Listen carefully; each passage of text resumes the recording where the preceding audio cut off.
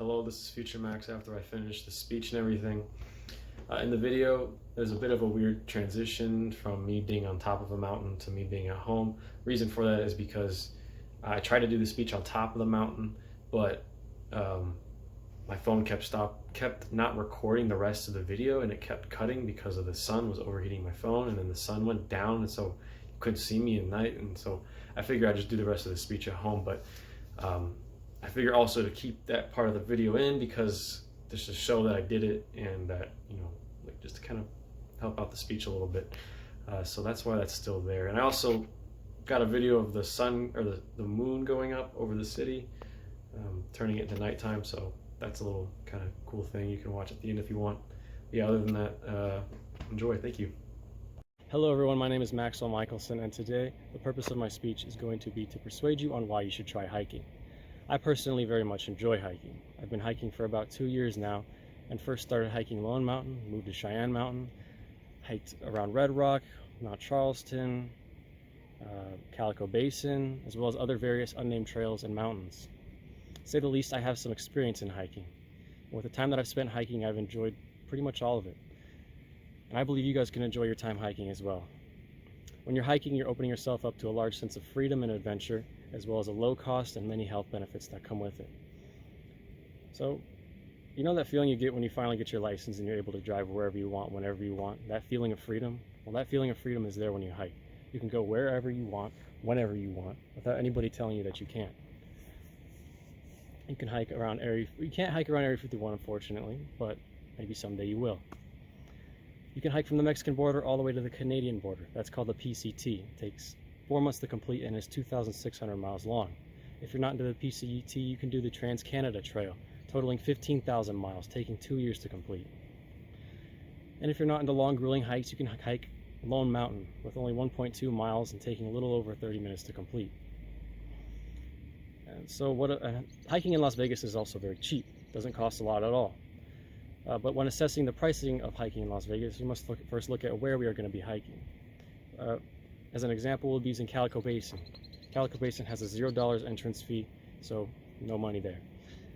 Now looking at how we're going to get there and how much that's going to cost. Well, depending on your means of transportation, this cost can vary. Assuming you have a car or a friend of yours has a car, and that car is not a gas-guzzling Lamborghini, you're really only paying about $7 for gas, from the CSN West Charleston campus to Calico Basin and back again. So, with the where and how taken care of, what are you going to need exactly? Well, what you need are some shoes, shorts, a shirt, backpack, some snacks, some water, and maybe some sunscreen, all of which can be found in your pantry or closet or refrigerator. The only thing I think you might need to be purchasing is maybe some sunscreen, which you can find on Amazon for about $10. I found Banana Boat SPF 100 to be just about that.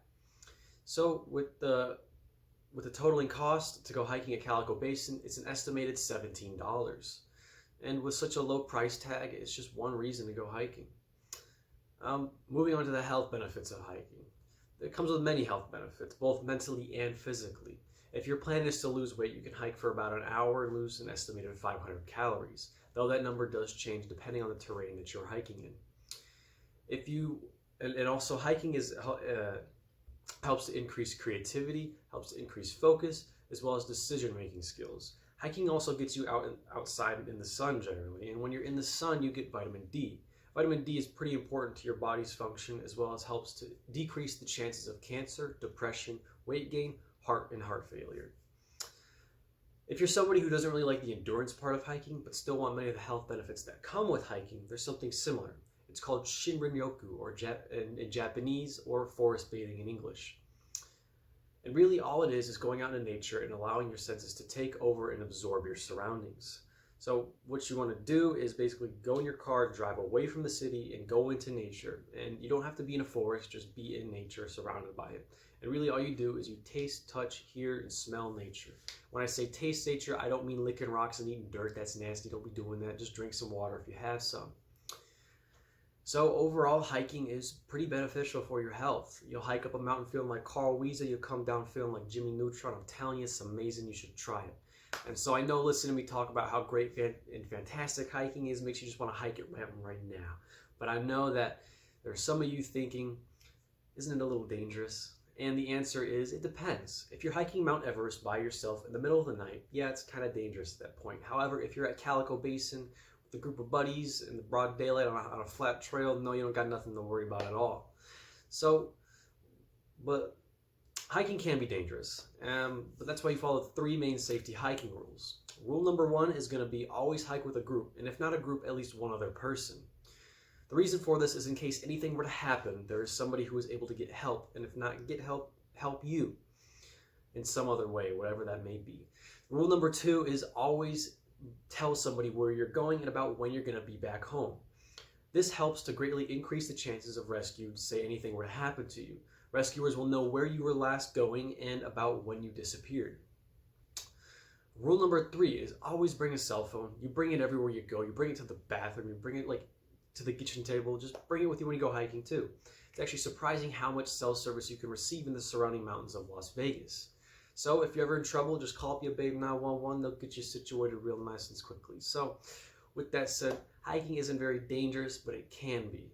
As long as you come prepared, there's nothing to worry about. Now, lastly, I know in a time like this when we're stuck inside, we got this whole COVID-19 thing going on. We can't really go out eating with our friends or go to our favorite stores, or more so just stuck inside, that it can be kind of difficult.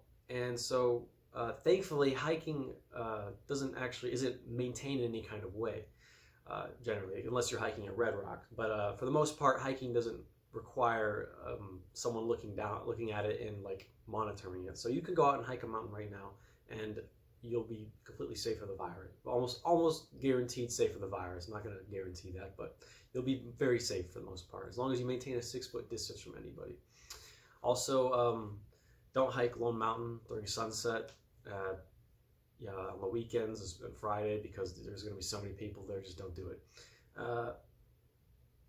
So if you're looking for something that comes with the many amazing adventures and freedom, low costs, and health benefits that hiking does, maybe consider trying to hike. My name is Maxwell Michelson, and thank you for listening.